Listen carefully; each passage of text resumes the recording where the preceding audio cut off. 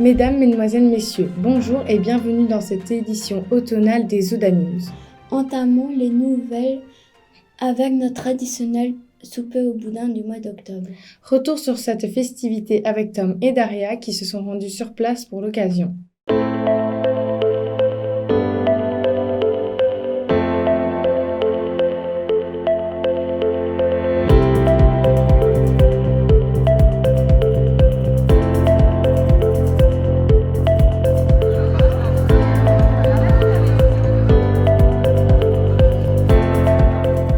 Bonjour Monsieur Jean-Sébastien, après une année un peu difficile, c'est le retour de notre souper.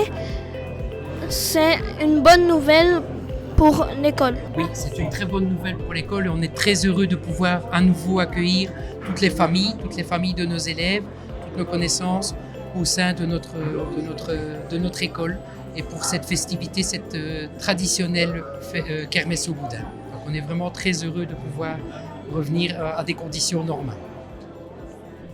Bonjour monsieur. Bonjour. Je suis Daria, envoyée spéciale de Oda News. On m'a dit que vous connaissez l'histoire de la kermesse au boudin. Vous pouvez me l'expliquer s'il vous plaît? Oui, moi je me souviens quand j'étais gamin, j'étais au Patro ici à Saint-Roch, parce que j'habitais dans le quartier ici du bas de la ville, et donc j'étais au Patro, et c'était l'époque où le Patro avait créé la kermesse au boudin, fin des années 50 je dirais, hein, donc il y a presque 70 ans. Et tous les gens de la ville, tous les gens du haut de la ville, tout le monde descendait parce que c'était l'événement pour Saint-Roch. Et donc les gens du haut, ils descendaient pour le caillouteux et pour la kermesse au boudin. Donc c'était exceptionnel. Et puis il y avait des scénettes, il y avait des petits spectacles du Patro. Et après, je pense que ça a été repris par l'école Les Audacieux, sans doute début des années 70, il y a une cinquantaine d'années. Voilà. Merci.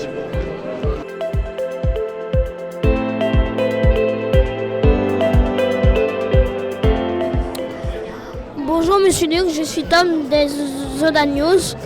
En tant qu'ancien directeur, vous êtes toujours présent pour notre souper. Pouvez-vous nous expliquer votre rôle? Bonjour Tom et bonjour à tous. Eh bien, autant que possible, je continue à participer à la vie de l'école, entre autres lors de la kermesse au boudin. C'est vraiment un plaisir de participer à une telle rencontre. Merci.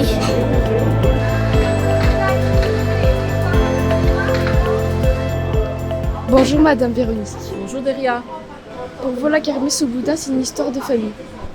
En quelque sorte, oui. Depuis de nombreuses années, depuis que je suis à l'école, presque toute la famille travaille à la kermesse au boudin. Et mon mari cuit des frites. Et maintenant, mon fils qui est boucher livre la viande. Merci.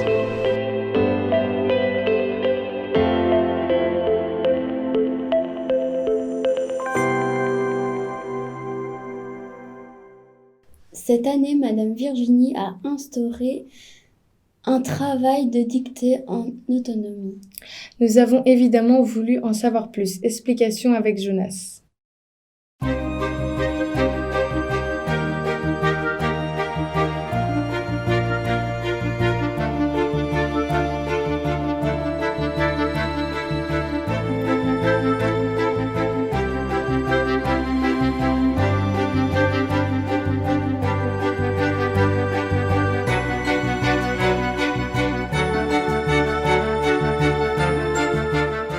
Bonjour Madame Virginie, vos élèves travaillent différemment leur dictée cette année. Pouvez-vous nous expliquer le principe?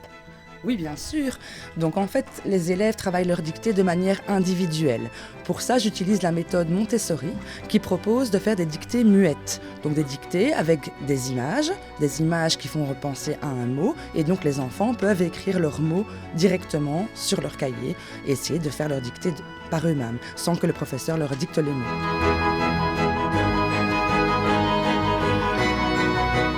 Quels sont les avantages de cette méthode? Alors, les avantages sont multiples. Tout d'abord, ça permet déjà de différencier un maximum. Et donc, on peut vraiment individualiser et prendre à part chaque enfant. Deuxièmement, on peut également proposer aux enfants de recommencer leur dictée si elle n'a pas été comprise, si elle n'a pas été apprise correctement. Donc l'enfant ne doit pas forcément passer à la dictée suivante s'il ne la connaît pas.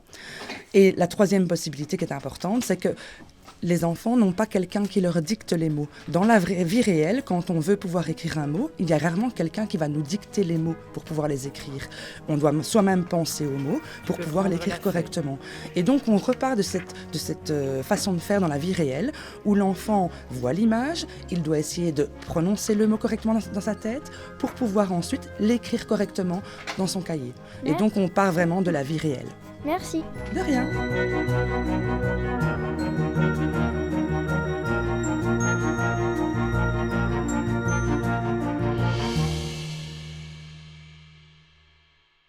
Passons à la page sportive. En ce mois d'octobre, Monsieur Gilles a organisé le cross inter-école au stade du Caillou-Hubin. Une fois de plus, nous avons pu compter sur l'aide logistique et le précieux soutien de la FRSEL. Nous les remercions. Retour en images sur cet événement.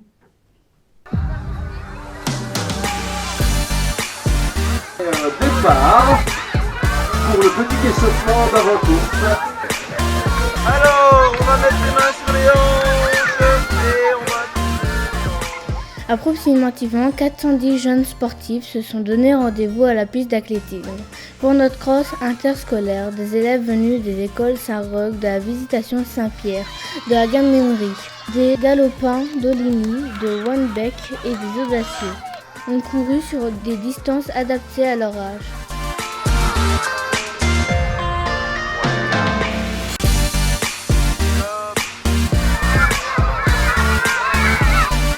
Notons que cette année, notre école a remporté 4 médailles. Félicitations à tous pour l'effort et la motivation lors de cette journée.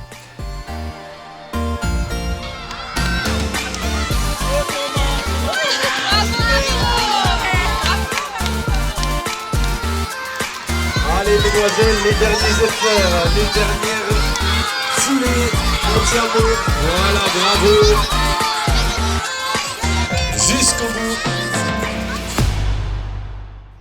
Place maintenant à Jules et à Matt qui ont un conseil pour vous.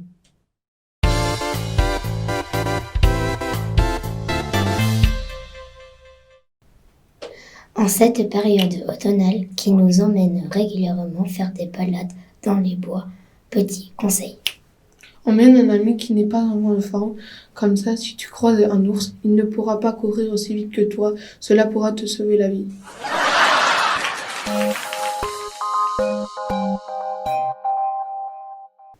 Plusieurs classes de notre école ont eu la chance d'assister au spectacle Pinocchio le Kikirka. Il est proposé par le Centre culturel René Magritte au théâtre Jean-Claude Trouot et a remporté un franc succès auprès de nos élèves.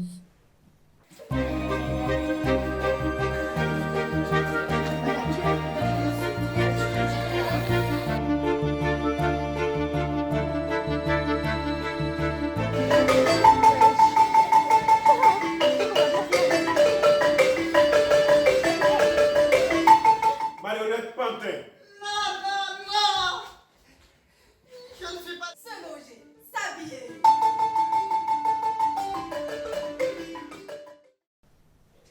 Une nouvelle de notre jardin. Tous les travaux d'entretien ont été réalisés par nos élèves. Il est prêt à passer l'hiver.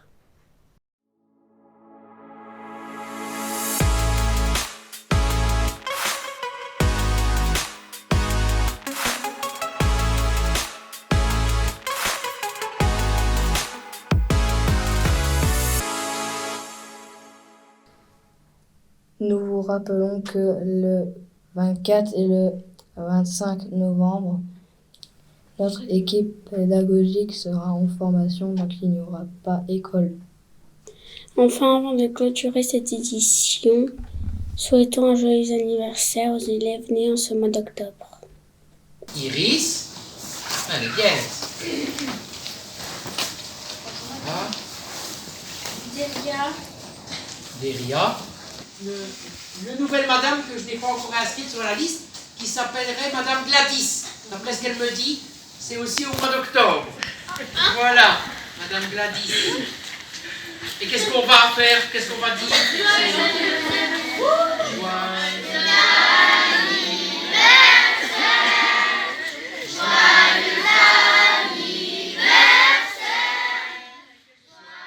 Et c'est sur ces images que se referme cette édition des Audaces News. Merci de l'avoir suivi. Nous vous donnons rendez-vous le mois prochain pour d'audacieuses nouvelles.